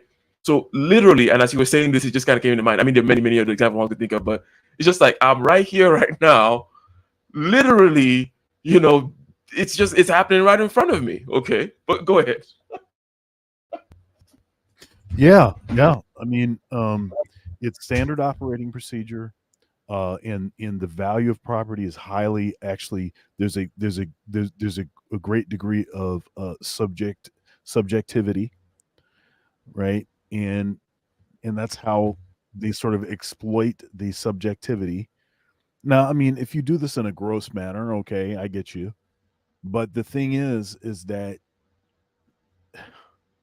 I mean, you could probably look at Biden or any of the folks on the Democratic side in recent history, and you may be able to find some inflating somewhere if you're looking for it. But of course, they're not looking for it. And so that kind of stuff is blown up. And it's sort of, in my mind, it goes in that same category of when they talk about Trump, they'll say he's a failed businessman. He's been, bankrupt so many times and blah, blah, blah, and all this kind of stuff. And they think that this is a criticism, but they don't realize that actually the resilience associated with being able to stay, keep it moving is actually probably more impressive than never having gone bankrupt. And so and if you look at anybody that's been in business like him, you're going to, this stuff happens. That just means that you have more experience and you've been doing it for longer. It's just, it all is in the same bucket. Folks, they want to look at stuff and see whatever they want to see. They have their particular narrative and agenda, and they're promoting that narrative and agenda by seeing things certain ways. That is me saying this from I never voted for Trump. I'm not going to vote for Trump. That's not my, I have significant issues, but I can also see that there's clearly bias afoot. Yes, indeed. And that last part you mentioned is something that people have difficulty with, because once you start saying something like this, they go on with a narrative, right? Shout out to Kaizo and his narrative, saying that, somehow you cannot hover above something and just look at it. Well, you can. A lot of people can't. And because of that, then you must be in some team. You've been corrupted somehow. You're a coon and whatnot. Meanwhile, if Nancy Pelosi and her husband were a hedge fund, they would be the most successful hedge fund in terms of apparently just brilliant traders, right? They just know when to make the right bets, right? And we're not going to look into that, how somehow they just know exactly when to pull out their money, exactly where to bet in these Chinese companies. And she's just been in there in these relevant Senate committees that decide a lot of things with regards to China and whatnot, and so on and so forth. So yes, there's definitely. I'm sorry. Yeah, real quick. So I've been watching the USA hit series Suits, and I'm in season 6 now. And season 6 apparently was back to what was it, 2016, 2017 was like released about then.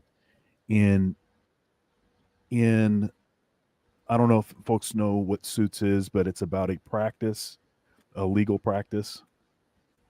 And there's a particular character named Mike Ross who actually is a fraud, but he also has a photographic memory.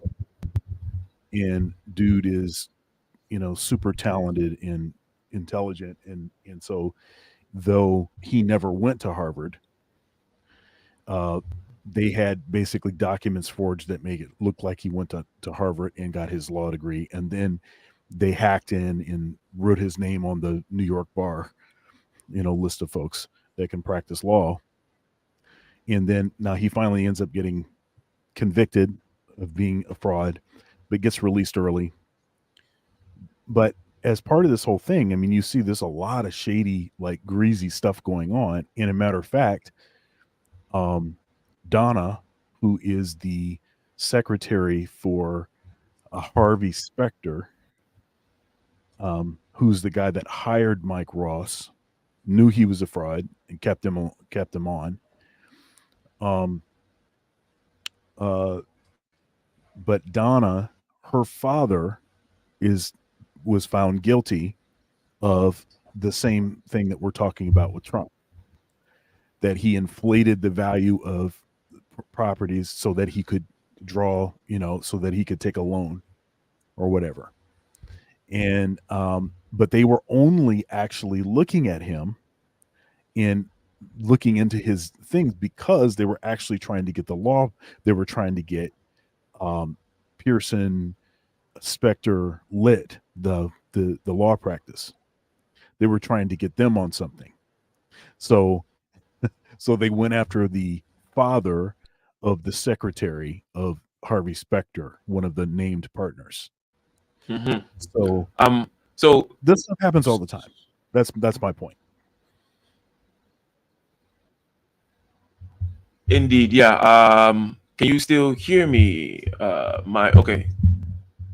Yeah, we can hear disappeared. Okay, cool. Shout out to AM1.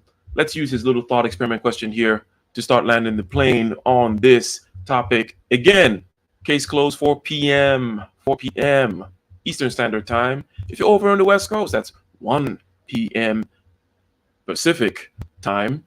Every Sunday, this is the place to be. Highest level conversation on the most relevant topics in this space, ladies and gentlemen. And we talked about the idea of a colorblind society, whereby the group called Black at TED did not like Coleman's, shall we say, promotion of a colorblind society, whereby Coleman is saying that basically the primary systemic lens through which we should view societal problems and the solving of them should be class, and it should not be race.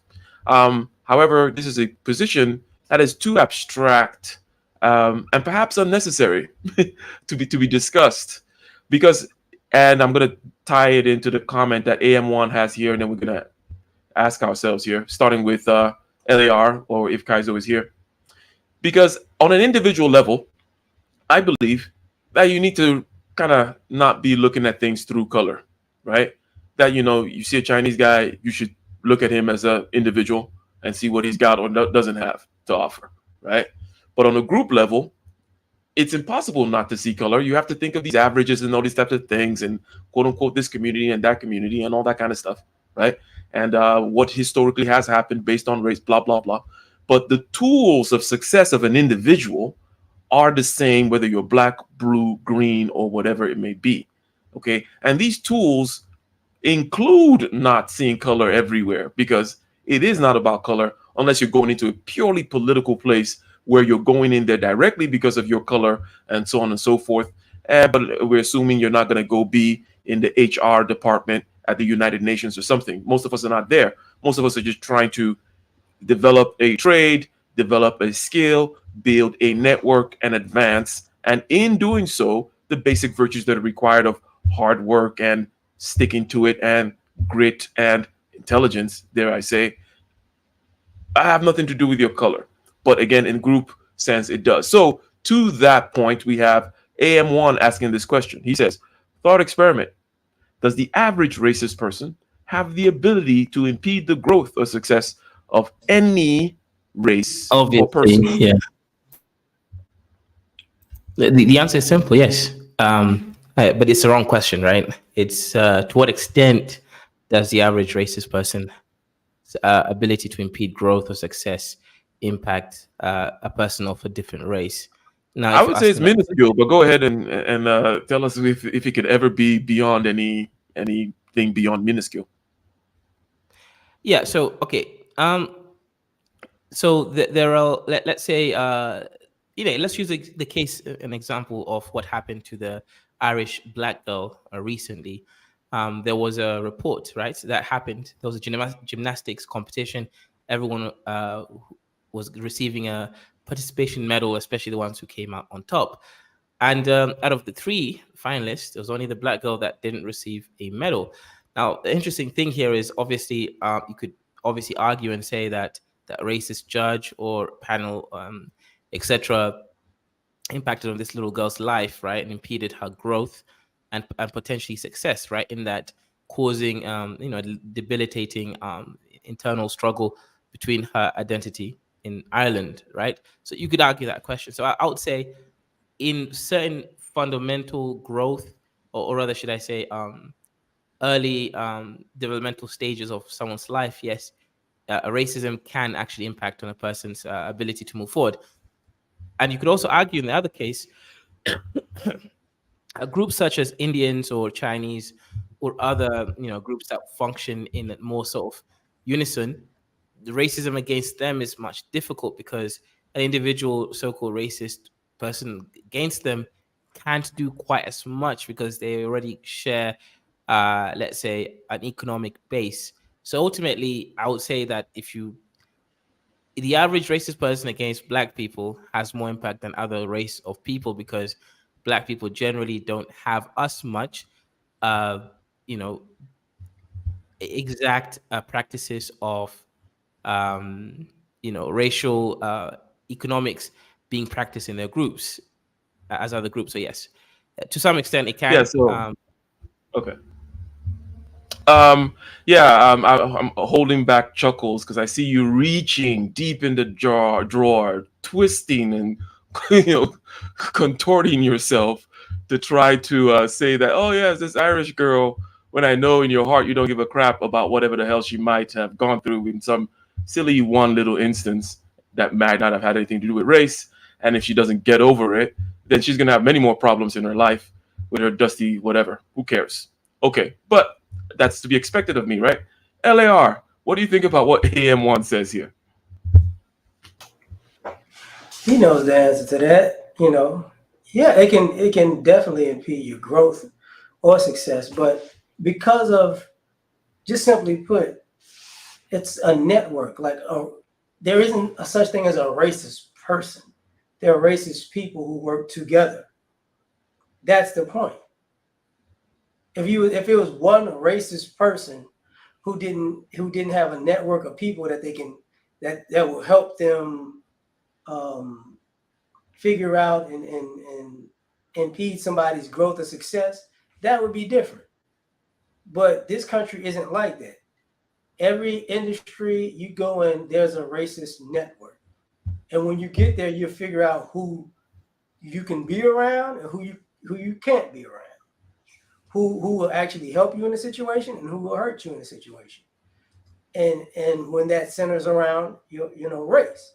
So, to me, it's naive to believe that it doesn't exist, because at the end of the day, when you're unwelcome when you go places. Everywhere you go, people are like, how you doing? That's not how it goes. In America, you could say that, like, what did I see? Like in Africa, they have an issue with France now. Would that be considered racism impeding growth and success? Because it's a whole country. In America, it's the same thing. The Realtors Association during Jim Crow and after Jim Crow, making sure that Black Americans can't enjoy the wealth of home ownership in the actual way that is written down financially. Are there exceptions to the rule? Yeah. Can people, figure their way out and become successful regardless of that? Yeah. But in general, no. Like in general, you're gonna have an issue. Because guess what? A racist person can have a racist friend as a lawyer, a racist friend as a doctor, a racist friend as a cop, a racist friend as a teacher. And they can make a little plan to mess with you or your children without you knowing and without you figuring out who it came from. And that's normal. That's and we find out on the back end what happens. Dr. Thunder, now we all know that Moses Wallace is built different. And as he trods through the land, dominating due to his built differentness, can he be impeded by some average racist, Dr. Thunder? Well, what is your answer? Yeah, he can. But I think, but I think the way that I define, let's see, how do I say? So I think of racism probably at a higher altitude than maybe others do. Okay, so for instance, you might say something like, well, diversity and inclusion, see, that shows that they are attempting to do something about racism. Okay, now let's look at what that has actually caused. Let's look at the academy, for instance, the university system. So now you have 20,000 fewer black men in the academy than black females. Now, how did that happen? Well, it happened because supposedly they were trying to eliminate certain aspects of bias, right? And they added women to the list of marginalized groups. And what that had the effect of doing is giving black women a distinct advantage. Now, why would they do that? Well, since they want to give black women an advantage, see, that proves that they're not racist, doesn't it? Well, I would argue that no, it doesn't. They promoted from our community that which is least, what's the word I'm looking for?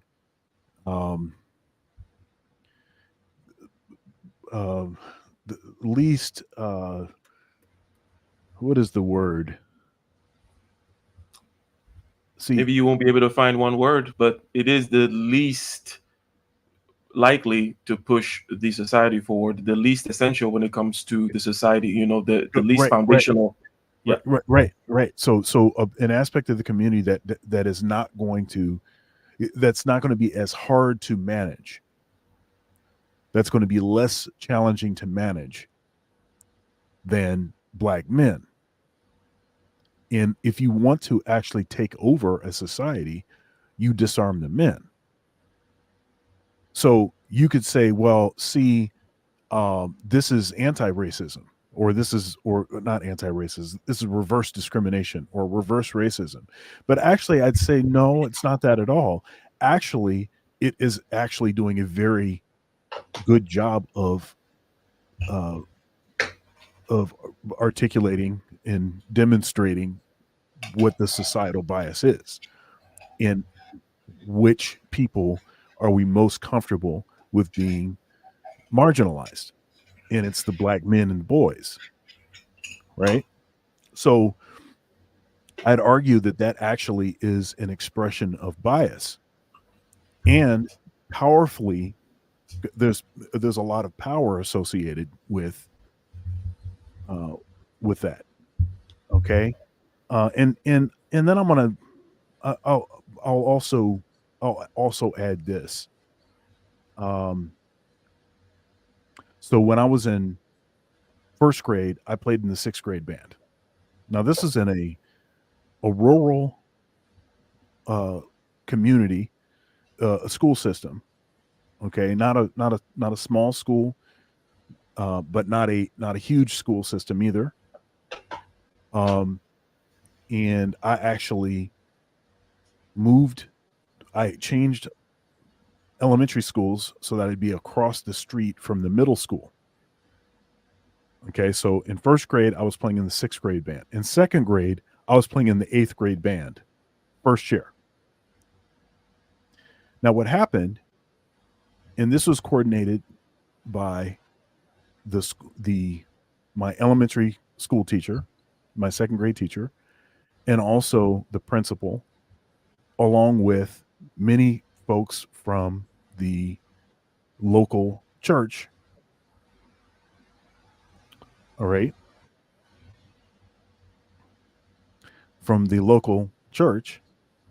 And it was parents of kids that were being displaced by this little black kid that was first chair in the band. And so what they did was they hatched their plot. And I know this sounds like a conspiracy, but they hatched their plot to displace me. And the way that they did that was they had my second grade teacher give me an eighth grade math test, because the agreement that we made was as long as my academics were strong,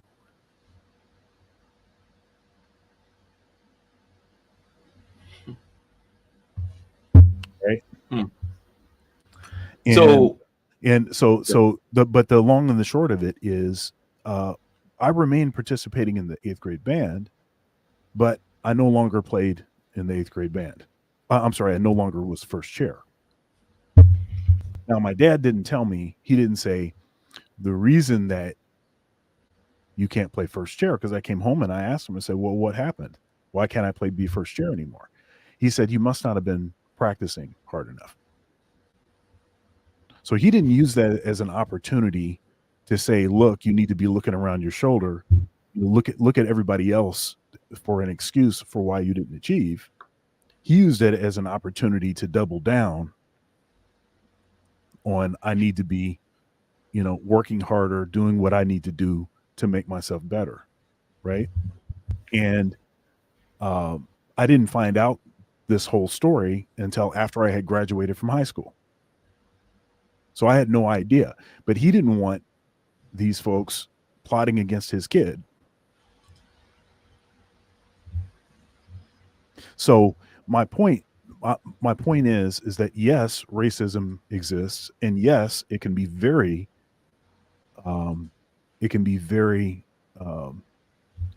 negative towards Black folks. And if I didn't have the kind of father that I have, perhaps this could have gone a different direction and could have been very negative. I mean, I can talk to you about all kinds of stuff in the academy. I mean, certainly you can find Black people that are experts in jazz music, but how come when you look across the country in these institutions, there are very few professors, Black professors in jazz, especially men, very few. Now, there's one thing that Black folks are absolutely known for. So you can't even find a place in the academy for us in that way. So there's definitely a system that is set up to marginalize certain folks. Now, I don't think that that's necessarily an excuse for someone to say, hey, the system is against me, so then therefore I don't have to do what I need to do to get ahead. But I think trying to act as though that's not an actual factor, I think is naive. And worse than naive, I think it plays into sort of a gaslighting. Mm-hmm. So you want people to act as though stuff that actually is against them, that they're seeing with their own eyes, doesn't actually exist. I'm saying you can acknowledge that the stuff exists, but still say, I'm not going to use it as an excuse, though I know it's real. And I think that's the position that is actually going to help Black folks the most. But we're hyperbolic on this issue. We go way to one side or way to the other side. Either you have to act like there's no racism and you dusty ninjas are just making excuses because you ain't no good and you low IQ and whatever, right? Or we go all the way over on the other side where you have a bunch of folks that just want you to give them a handout. So let me give my. I had kind of alluded to where I stand with regards to these types of things, but let me give a kind of a formal response. And this response is going to be from an individual perspective, mainly because I think the group perspective has been given. From an individual perspective, I'm going to refer to something you mentioned or you were alluding to with regards to Donald Trump, meaning the succeeding, falling, rising up again, falling, rising up again, falling, rising up again. So does the average racist person have the ability to impede the growth, success of a person? Kaizo gave the basic logic answer that says yes, and then agreed that it's a quantity question then. And then I say, well, over time, the quantity is minuscule. It is not different from any other thing that could cause me to fall. As a matter of fact, there are many other things that might cause me to fall, like maybe some rotten little thing I got in my character that kind of landed me in trouble and I got Me Too'd or something. Who knows? And I have to rise past that. Maybe I have to rise past, being short, fat, and having bad skin, right? Maybe I have to rise past all kinds of other things. But basically, you're rolling with the punches and you're going on. So when someone says success, I'm looking at the success, A, from an individual perspective, but B, over a lifetime, over a career. And the instances of the racism jabs are not going to be consequential compared to all the other jabs which are just there, right? To begin with, your life's jab, your family jabs, right? The fact that you could not pass this particular one exam because you could not get the tutor jab, whatever it is, or the jab, shout out to the bear flu. Maybe that retarded you a little bit, killed some of your brain cells with that mitochondrial DNA. Shout out to YouTube. This is not medical advice, but my stance is, yeah, this is a long boxing match with many rounds. And yes, there'll be some racism jabs in there. And I'm not naive to say it's not there. But it's like in the whole life story of rolling through punches, in 2023, those are not the ones that are going to completely break my leg, right? Those are not the ones. Maybe behind the scenes that I haven't seen, but even taking that into account, there are many things I don't see, many plots and so on and so forth that I don't see, but there's so many other doors, right? So many other windows to sneak through. So from the point of view of an individual over a long haul, taking all these jabs, I don't think the racism jabs are as consequential given all the other jabs you're going to take. But let's, Kaizo, you didn't get a chance to respond to the Donald Trump thing. You can start. You're not gonna hold me back anyway, regardless as to what. I don't care what it is, because I will outwork you. I will outstruggle you, and only time you're gonna catch up is after I die. Yeah, and I assume you get what I'm saying, Dr. Thunder, in the sense that there's all kinds of struggles, and when you count them, I don't, if you do the full ledger again as an individual, I'm not talking about the group, okay? When you count them, I'm not seeing the racism adding so much to the weight here. It's so many other things that are trying to chop your legs off also at the same time. But can I interject for 2 seconds? Go ahead. I think when it comes to the racism thing, and it might be a fantasy to say this, I think people have the belief that my adversity or my struggle impedes my success in the way that I don't see you having. I see you being successful, mediocre, and I have to outwork you to be better than you at being successful for being mediocre. So I think that, and sometimes it's real and sometimes it's fake. Because when race comes into play and racism comes into play, it's like, why do I have to do this much to get ahead of this average person? So that means you haven't even reached the above average people. But that's just my thoughts. My bad. No problem, sir. So, Kaizo, we're going to get your final thoughts. but I don't know. I think you lost connection during the Donald Trump thing. So if you heard it, you can react to it. If you didn't hear it, no big deal. We don't have to rehash it, right? And then also your final thoughts. But basically, Donald Trump got found guilty for inflating his assets in order to get loans and insurance. He is paying off the loans. That's not the problem. But he lied big time, and they're coming for him, even though other people lie about these same kinds of things. And then, what are your closing thoughts about the conversation that we had? We didn't get to the whole Nollywood part of this. And shout out to Richard Mofe Damijo, this freaking Nigerian guy, produced a movie that became #1 at Netflix. Yeah, I actually seen the movie. Black Book, I believe. Is it any good, or is it just some silly nonsense? It's okay. So let me go and say which areas is good and which areas it's mid. So Is the sound quality good? Because they suck. Oh, okay. No, it's good. It's great sound engineering, man. They had a really nice, crisp, non-distorted, just sound great, right? The males leads, they all had this kind of scary tone in their voice. The sound engineering was great. The music generally was decent. It suited the mood. They didn't do that weird, out of time context music that they used to do previously. The acting was pretty good as well. I think the only issue I have was the storyline was very mid, but in terms of production, cinematic quality is okay. It's Netflix, but yeah. So sound great, story okay, cinematic quality and intrigue. I think for African movies, pretty good, but in terms of movies, it doesn't have quite the same. I don't know if you've seen The Boys. The Boys is amazing cinematic experience. It's not there yet. Good. And I was just making a side commentary there about, at some point we're gonna look at a level that kind of intersects many different industries, the opportunities that are now ripening for various kinds of opportunities for, I don't think there's any Pan-Africanist on this panel, but I think there are people who like money on this panel, people who like maybe opportunity for Black people in general on this panel.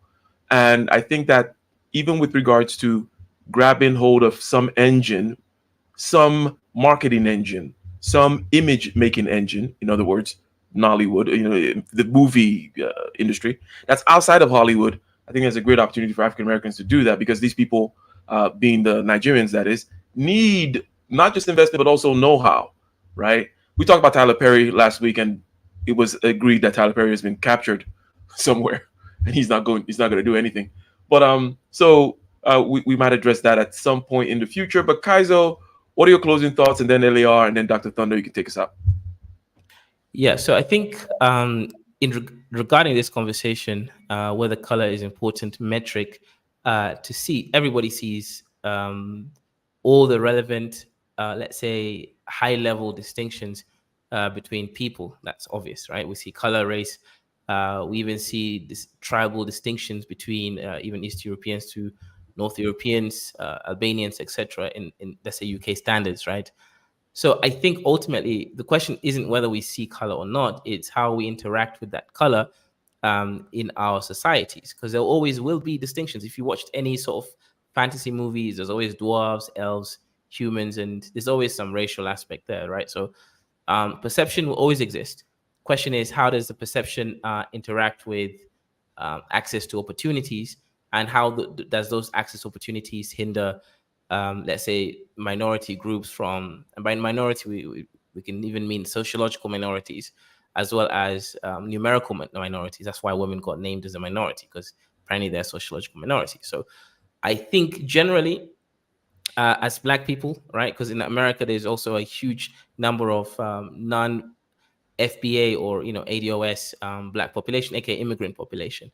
So if that's the case, the immigrant population needs to ask themselves a question: how did you treat others in your own communities, and how do you reflect that to what you feel you're being treated in the West, right? There's an aspect here. If you're from, say, Ethiopia, and you're from one of the minority tribes, you're like Mursi in the Omo Valley, or Anuak from the Omotic stock, you're not going to be represented in media. You're not going to be represented in anywhere meaningful. Opportunities will be reduced. So these things are real, right? Even in the 20th century in America. The main question here is, what can you do as an individual to, let's say, perturb the course of action against you? At the end of the day, group level thinking will only lead you to group level problems. Shout out to you. Okay, and LAR, you can take us out. And by the way, with regards to leadership and what is to be done, I think that we saw a perfect display of non-principled thinking. It's actually not thinking. It's non-principled feeling. Okay, and this happens when people are not intuitive and also they're feelers, and then they choose not to be mature. They find it difficult to just go to principles and stay at principles. But you know, you started it, and but you said this last week, and therefore I can blah, blah, blah, blah, blah, and I'm going to take my ball home. Basically, children bullshit. But anyways, LAR, what are your final thoughts? Sorry about that. First thing I'm gonna say is give those Nollywood movies a shot, man. Let the writing grow up. Don't be in a rush to be so visually and audio great, because what you're gonna wind up is America, a bunch of video and audio, but a trash story with trash acting. So just let them grow at their own pace. Most of us like classic movies that the visuals ain't that good and the audio ain't that good, but the story is great. As far as like the racial part, even with the Trump counterpart, the political part, I'll say this. There is no reason to be naive about reality at this point in life. That doesn't mean that you get to be a victim of reality. That just means you have to be aware of reality. Because one of the worst things to be, in my opinion, is naive to something that's right in front of your face. Because you can't fix a problem if you can't acknowledge it. You can't get to the truth if you're not willing to see what the truth is. So ultimately, what goes on, especially in this country, is people live a lie because it benefits them with capitalism until it doesn't. And that's what you see in this country. You see people use all these mechanisms to get ahead in life. And if it gets them ahead in life, congratulations to them. They feel like they're the greatest. But when it doesn't work anymore, all of a sudden, these people become socialists. Let's come together. Let's be friends. Let's do this. Let's do that. So when you're dealing around in America, understand people are opportunists. This country was built on opportunists who don't like to be used in the end.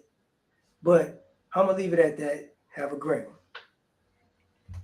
Shout out to you. So Dr. Thunder, you got the final word, you got the floor, you got the mic. Shout out to AM1, hashtag skills and resources. Go ahead, Dr. Thunder. That's right. Gotta get your skills and resources. So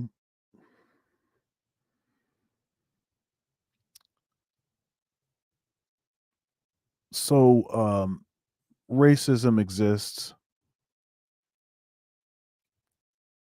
but it might as well not be.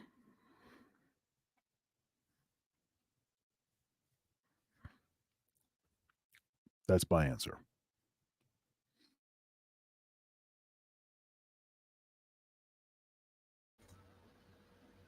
Wow. That is nice, concise, succinct, ladies and gentlemen. Well, catch me and Dr. Thunder doing the third and final part on the Myers-Briggs personality types. A very, very kind of insightful way to navigate the world vis-a-vis understanding yourself, understanding that there are others out there, understanding that these others pay attention to different things. And knowing this is a great thing. I keep going back to the example that was displayed in this very show. It's a very clear example of a particular difference. But I think that if you go watch the previous parts in our show, Wednesday show, every 6:30, right? 6:30, that's Eastern. No.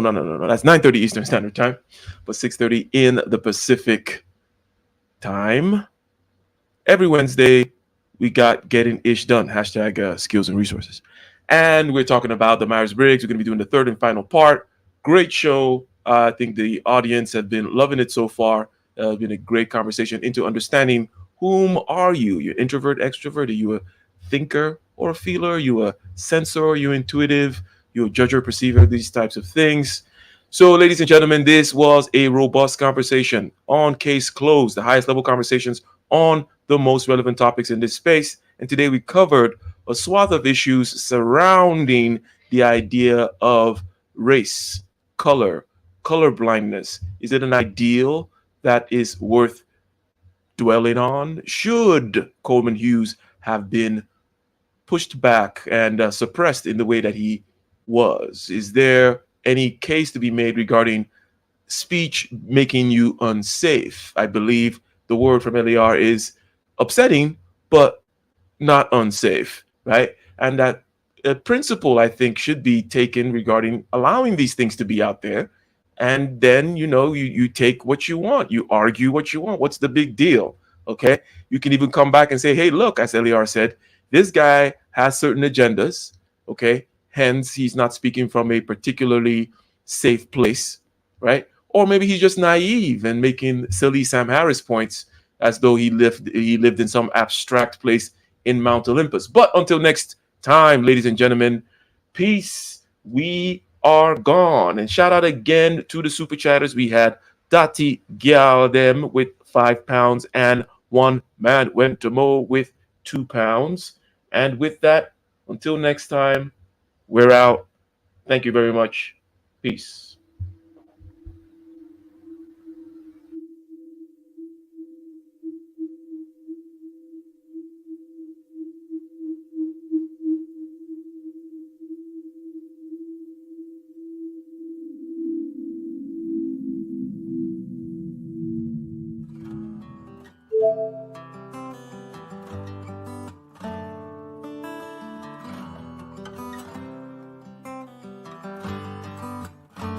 In the den of iniquity, vicinity no pretty, calamity fi hit we any moment, what a pity. Tomorrow never certain, what was behind the curtain? The face of evil smirking with the shifty eyes averting. It's not a steady bubble that either pop or topple. Many will fall and stumble, let the dozers gather rubble. From LA to Colorado, Guinea to Burkina Faso, cannons could reach the towers and the troops will storm the castle. I say, run, come, make we get it.